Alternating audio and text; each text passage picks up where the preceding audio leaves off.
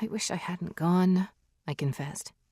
I shouldn't have left her to follow some jerk I barely knew to Paris. Well, you did, she said impatiently. I turned a surprised look on her. Sorry, she sighed.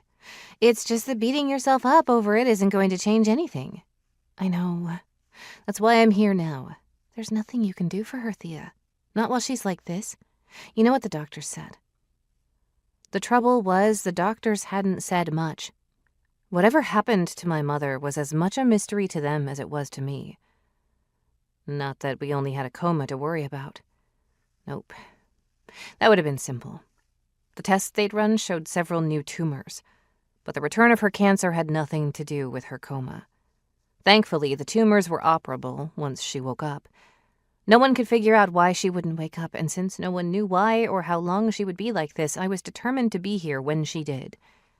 Before I could remind Olivia of that, we were interrupted by a businesslike rap on the door. Dr. Reeves, the physician in charge of Mom's case, strode in with a chart.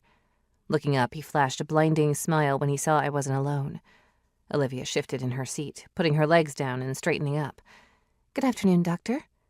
It's nice to see you, Olivia. He nodded to the fresh flowers. You're such a good friend. You're lucky to have her, Thea. I know, I grumbled. I barely resisted the urge to roll my eyes. Olivia had taken one look at Dr. Reeves and memorized his schedule. Most days she popped in when she could to deliver me fresh clothes or coffee, but every Sunday she was here like clockwork to flirt with the attending physician. I was just trying to convince Thea that she needs to take a break, Olivia said, fluttering her lashes. I take breaks. Bathroom breaks do not count, she informed me, still staring at Dr. Reeves. Do they? I'm afraid she's right, he said to me gently. I want to rerun some of the scans we did on your mom next week. Maybe you two could grab lunch. My eyes darted between them. Did you two plan this? Desperate times, Olivia said. She got to her feet and tossed me my coat. I caught it with a frown. I must look really pathetic if the doctor was kicking me out. How long will the tests take? A couple of hours, he said. And if she... We will call you immediately if something changes. He cut me off. Yep, they'd orchestrated the whole thing. I got to my feet, grudgingly, and walked over to Mom's bedside, carefully avoiding the tubes and wires attached to a dozen machines monitoring her pulse, heart rate, oxygen levels, blood pressure, and who knew what else. I kissed her forehead.